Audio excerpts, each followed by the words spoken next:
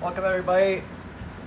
I'm gonna get better about doing these videos and trying to be more of a presence on YouTube. Sadly, I get wrapped up into my work and forget to hit the record button. But anyways, welcome. Today I'm going to show you a quick, easy method with how to do a juice groove. To start with, you're going to need a spacer block, and then you're also going to need a frame. The reason behind the spacer block is because if you just do a frame around your cutting board or whatever you want to put a juice groove in, it's not going to work because you're going to be tight against the board, and with the way my router plate is, I'm going to be way in the middle of the board, so you have to build a spacer block. What you're going to want to do is take the measurement of your router from your bit to the outer edge and figure out how far you need to come in. I like to do my juice grooves in with a 1/2 inch inside. So whatever this distance was, I can't remember because it was a while ago when I made this jig.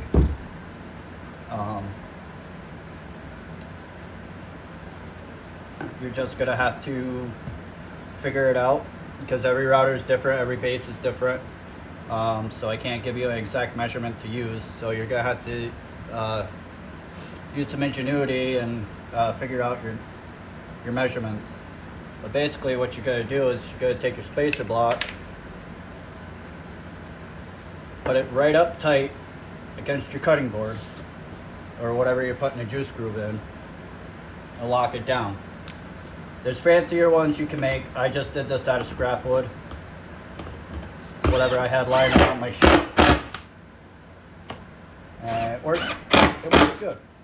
The only thing I need to actually do to this is give arrows pointing in, since I use 2x4s, so I know which edge that I've jointed and flattened out, and which edge I also put wax on to help my router glide against everything that much easier. So save yourself, if you use 2x4s, that'll save you some time trying to figure out what way your frame needs to go. So since I'm talking about it, I might as well do it now. This way when I go to grab it next time, instead of standing here trying to figure out how my frame was put together beforehand, I've got it. So put your frame together after you get your 4 spacers in. Put your frame together and make sure that's nice and tight against your spacers. You want to try to keep your pieces a little short or even, but you can extend them, you just got to make sure that you're aligned. I don't like to extend mine because it causes these huge gaps in the corners and it can get a little tricky.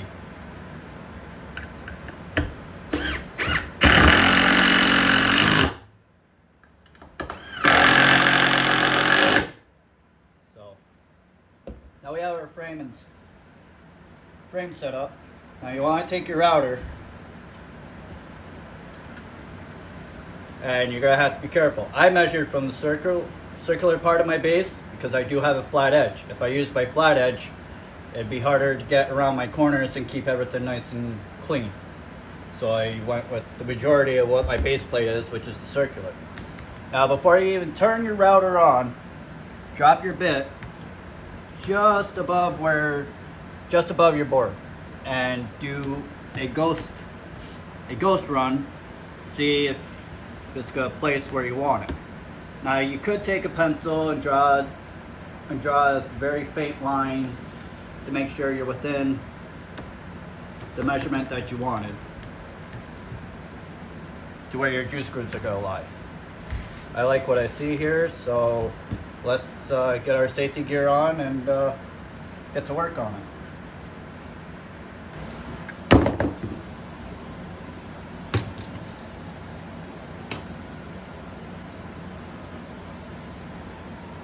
You are going to want a breathing apparatus and of course safety glasses. It wouldn't hurt if you have sensitive ears to put on some earmuffs. The router doesn't bother my ears, even though I really should wear earmuffs. I don't have any. but I at least wanted to throw out there that you really should wear a pair.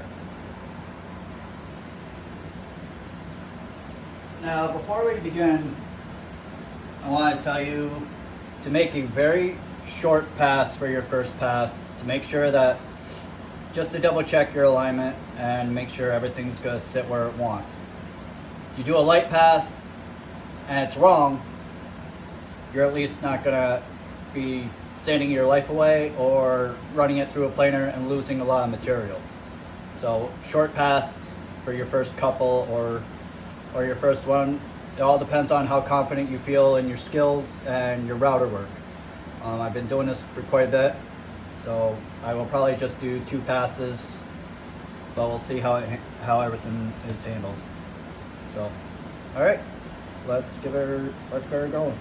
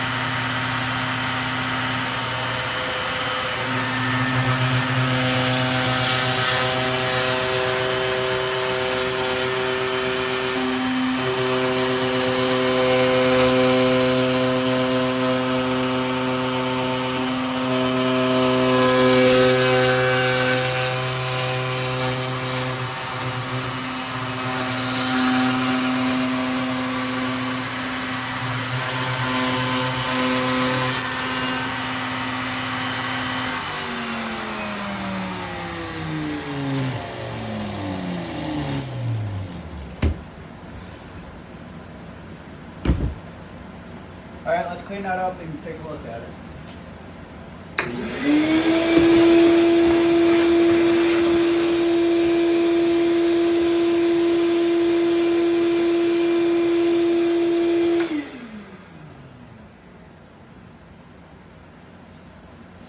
Now I'm liking what I'm seeing here.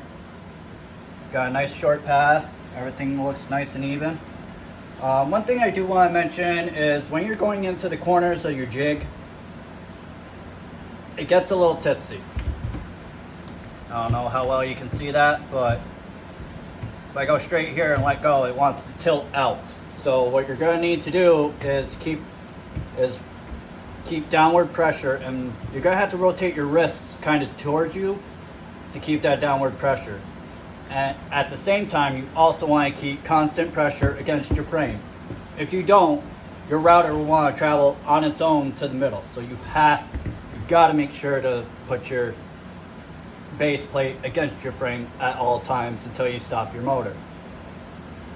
Any woodworker will tell you their router decided to travel inward is because for a second or a split second, they did not put pressure against their frame and the router traveled on its own.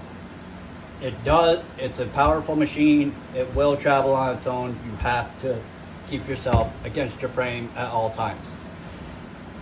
Just a little tidbit I wanted to throw out there. For you guys that have a base plate with the flat edge, you're going to want to rotate as you're going through, especially when you come to the edge where your base plate is going to be flat. You can rotate yourself so your router will still ride on the circular part of your base plate. Or you can make it real simple, make your own base plate that works for your needs or wants or whatever is comfortable for you. I've adapted to having the flat spot in my router plate, so I'm just going to go with it. I'm used to it, so I haven't done any modifying to my router at all. This is the factory base plate that came with the router when I bought it. I don't even know if they make this router anymore. I bought it a few years ago. It's by Mateo. It's a great little router. I haven't had any issues with it. It also fits in my Bosch router table as well. But it is kind of a pain in the neck trying to switch them back and forth, so eventually I'd like to get a new router just to have it fixed in my router table. But anyways, let's continue with the juice groove and see what she looks like at the end.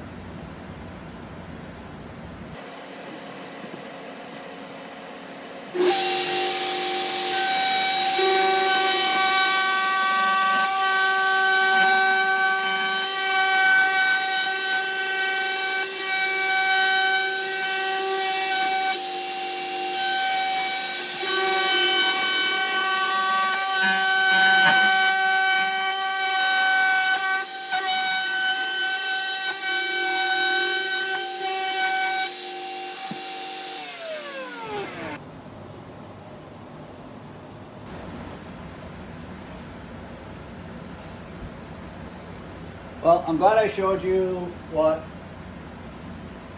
happens when you make a mistake and you don't keep pressure. Again, here's what happens when you let up on the pressure to your frame. It'll suck your router into the board, completely destroying your juice groove. Now this board is only about 3/4 of an inch thick,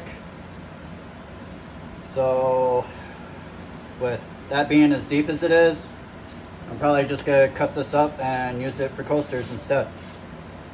But unfortunately, mistakes do happen. And here's what it looks like when you don't make a mistake. The lines are nice and perfectly straight. Everything has an even border around the outside. The inside should be nice and square like you see here. And that's it.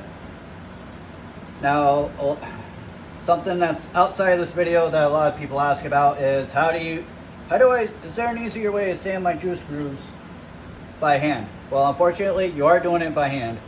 But what helps out is getting a dowel. I used a 1/2 inch bit for my juice groove. So I got a 1/2 inch dowel, and what I'll do is I'll stick sandpaper, I'll cut a section of this off and stick a thing of sandpaper and sand my edge of my juice groove. You will probably have to hand sand your corners because obviously this is nice and straight at the end, so you're not going to be able to do that. But sanding these isn't really all that bad. It can be time consuming depending on the sharpness of your bit. If you have any tear out, burning. A lot of burning will normally happen in the corners as you're pivoting. That's because the bit is rotating inside the corner for longer than you're doing on the outside on your straight passes. So, but I hope you guys found this video informative. I know this is probably going to be like a little outro since I already thanked you and showed you my mistake, and I didn't record doing the actual pass on a perfect scenario here, but I'm glad I did make a mistake so I can physically show you exactly what happens when you don't keep pressure to your frame at all times when you're cutting your juice groove. So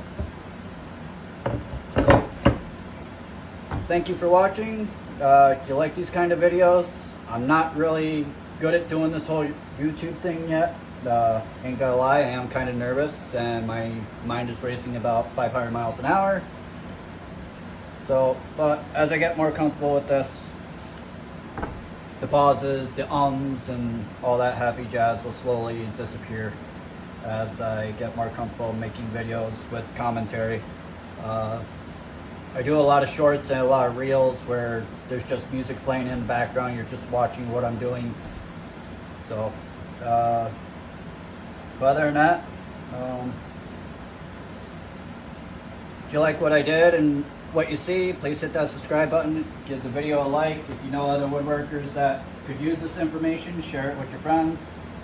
And yeah, thanks again everybody. I hope you have a wonderful whatever day it is that you're watching this.